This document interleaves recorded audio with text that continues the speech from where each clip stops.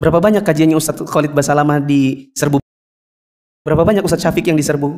Berapa banyak Ustadz Yazid, Ustadz Firanda yang kemudian kajiannya dibubarkan orang? Dibandingkan dengan kejadian ada salafi oknum datang ke masjid terus ngambur maulid Nabi? Berapa banyak? Kalau kita mau adil, soal keras dan kasar, malah salafi ini cenderung lebih lembut. Kenapa? Karena bagi mereka ini perbuatan bid'ah, tapi mereka nggak punya kemauan untuk hambur-hambur acaranya orang.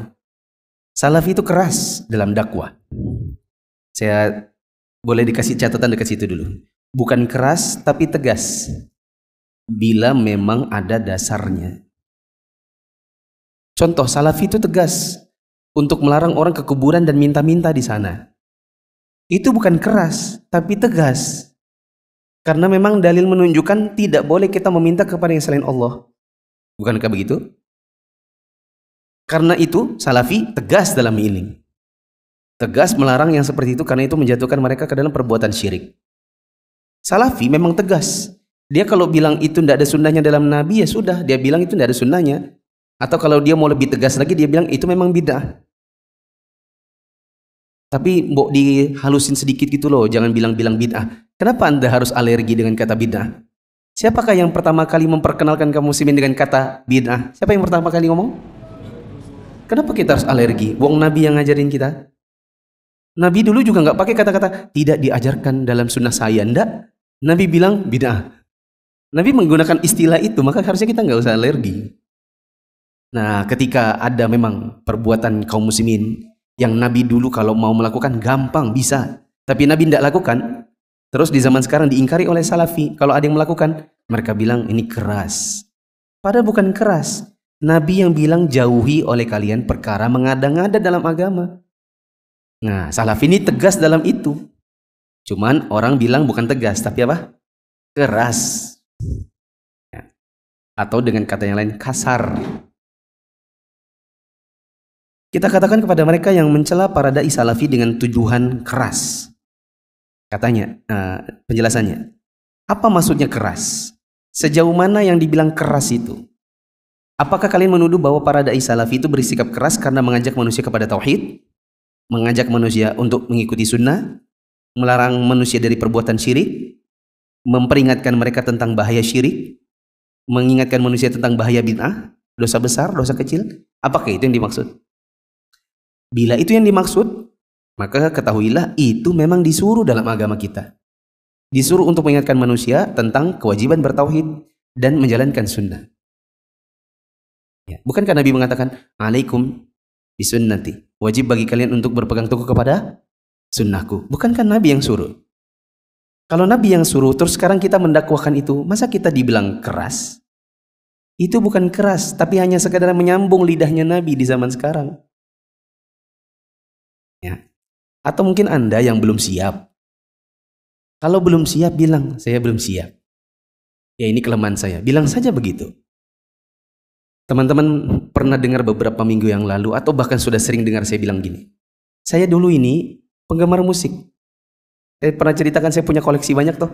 Lengkap dengan tape yang nyala itu harus ngebas. Namanya tape Simba. Orang punya Simba 1, saya Simba 2. Waktu saya belum bisa meninggalkan musik, saya bilang sama orang-orang, males sama kajiannya Ustadz itu, Jafar Umar Thalib itu, musik aja ndak boleh. Mungkin coba saya, ini kan yang penting masih bisa ngaji, sholat 5 waktu.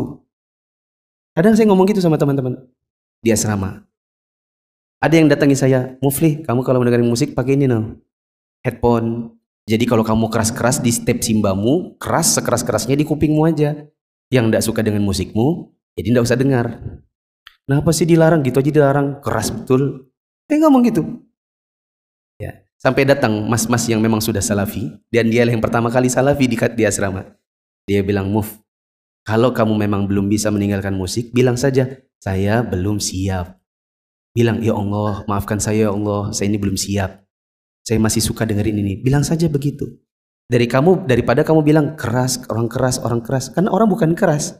Orang itu ngasih tahu kamu hadisnya. Sayati qaumun min ummati yastahilul hira wal harira wal khamra wal ma'azif. Akan datang sekelompok umatku ini, satu kaum dari umatku yang menghalalkan zina, sutra bagi laki-laki, khamar, alat musik. Ini Nabi yang bilang. Kalau sudah Nabi yang bilang, kamu tidak boleh bilang keras-keras. Bilang saja kamu yang belum siap menjalankannya. Selesai. Ya, nasihat itu masuk memang di kepala saya. Meskipun awalnya nolak, lama-kelamaan, akhirnya saya sadar juga. Ya, bukan mereka yang keras, tapi mereka hanya menyampaikan apa yang diwasiatkan Nabi secara tegas. Saya yang belum siap. Ya. Lanjut, ataukah tuduhan sikap keras itu karena salafin beribadah kepada Allah dengan dalil dari Al-Quran dan Sunnah, serta menjauhkan diri dari perkara baru alias bid'ah? Jika yang kalian maksud adalah sikap yang pertama, atau perkara pertama yaitu tauhid, maka kami katakan yang lebih pantas dan lebih layak dituduh keras berarti Nabi. Karena Nabi yang mendakwahkan tauhid. Allah berfirman, "Walaqad ba'atsna fi kulli ummatin rasulan an ya'budullaha wajtanibut taghut." Sungguh kami telah mengutus seorang rasul untuk setiap umat untuk menyerukan beribadahlah kepada Allah saja dan jauhi taghut. Apa kata yang bisa menggantikan kalimat beribadahlah kepada Allah saja dan jauhi taghut? Apa istilahnya? Tauhid. Jadi kalau kita menyuruhkan orang jangan syirik, jangan ke kuburan minta-minta, jangan melakukan perbuatan syirik, lalu kalian bilang keras, berarti yang keras ini bukan kita saja, bukan salafi saja, tapi siapa? Semua nabi dan semua rasul. Karena dakwah semua nabi semua rasul berpusat pada satu kata, yaitu tauhid. Ya. Syekh Sulaiman bin Muhammad bin Abdul Wahab berkata, tauhid ini adalah awal dan akhir agama. Ia dakwah Rasul yang pertama dan yang terakhir. Rasulullah SAW bersabda kepada Mu'adz bin Jabal, kata beliau, innaka sata'ti qauman ahlal kitab, qauman ahla kitabin, fa idza ji'tahum fad'uhum ila ayyashhadu alla ilaha illallah wa anna muhammadar rasulullah. Sesungguhnya kamu ini Mu'adz akan datang ke satu kaum nanti di Yaman yang mereka ini kaum ahli kitab. Ajak mereka untuk bersaksi tiada ilah yang berhak diibadahi dengan benar kecuali Allah. Apa itu maksudnya? Tauhid. Begitu. Bahkan seluruh isi Al-Quran didominasi dengan tauhid. Atau bahkan semuanya tentang tauhid. Tapi meskipun terpecah menjadi ada tentang ahkam, ada tentang peristiwa atau kisah-kisah, dan ada tentang tauhid itu sendiri. Nah, adapun jika yang kalian maksud keras itu ternyata perkara yang kedua, yaitu agar kaum muslimin beribadah dengan dalil, maka yang pertama kali mendakwahkannya itu juga Rasul. Beliau yang nyuruh kita beribadah harus dengan dalil. Ahlus sunnah, salafiyun, mereka beribadah kepada Allah dengan dalil Al-Quran dan Sunnah. Mereka jauh dari berbuat bid'ah atau mengada-ngada dalam agama. Memang mereka itu tegas, bukan keras terhadap bid'ah. Soalnya Nabi bilang, man ahdatsa fi amrina hadza ma laysa minhu fahuwa raddun. Siapa yang mengada-ngada dalam agama, maka tertolak. Tidak diterima ibadahnya. Ini kayak umpama yang tadi tuh teman-teman. Umpama yang ada orang mau pergi, di ujung sana ada bahaya. Justru yang mengingatkannya itu harusnya diucapi terima kasih. Makasih ya, alhamdulillah kamu mengingatkan saya. Kalau enggak, takutnya saya kena bahaya di sana. Apa bahayanya bid'ah? Bahayanya adalah minimal amal Anda nggak diterima, soalnya nggak ada tuntunannya. Ini hadisnya. Jadi kaum muslimin salafi itu mengajak orang untuk mengikuti sunnah, meninggalkan bid'ah, itu dalam rangka mengingatkan saudara-saudaranya sesama muslim supaya amalannya tidak sia-sia.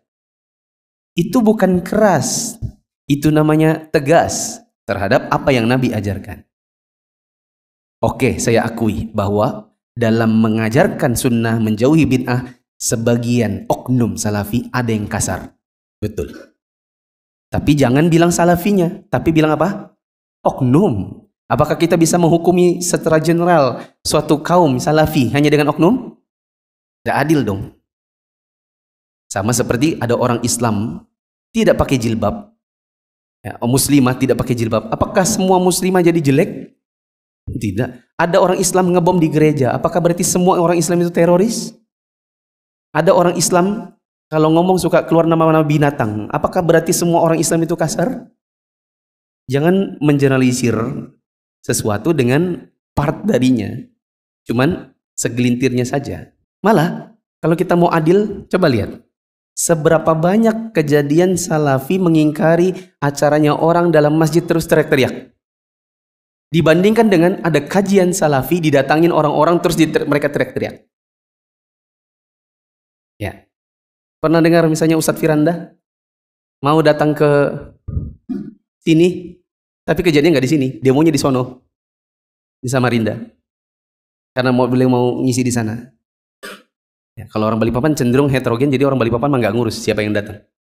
Ya, ketika datang Ustadz Yazid, kira-kira tahun 2015, ngisi di Islamic Center. Ada oknum datang, marah-marah, bentak-bentak Ustadz Yazid. Terus datang Ustadz Firanda, orang sudah demo. Demonya di depan kantor gubernur. Ustadz Firanda mau ke Aceh. Orang sudah demo depan bandara bahkan. Supaya begitu landing suruh pulang lagi. Tapi lewat jalan belakang. Berhasil ngisi 10 menit, 15 menit. Karena di luar sana orang sudah teriak-teriak. Akhirnya merangsek masuk. Membuat keonaran dalam masjid. Salafi berapa banyak yang melakukan seperti itu? Ya. Berapa banyak kajiannya Ustadz Khalid Basalamah diserbu? Berapa banyak Ustadz Syafiq yang diserbu? Berapa banyak Ustadz Yazid, Ustadz Firanda yang kemudian kajiannya dibubarkan orang? Dibandingkan dengan kejadian ada salafi oknum datang ke masjid terus ngambur maulid Nabi? Berapa banyak? Kalau kita mau adil, soal keras dan kasar, malah salafi ini cenderung lebih lembut. Kenapa? Karena bagi mereka ini perbuatan bid'ah, tapi mereka nggak punya kemauan untuk hambur-hambur acaranya orang. Kalau tidak, maka setiap maulid Nabi pasti kita dapat beritanya. Salafi Balikpapan menghambur maulid Nabi di mana?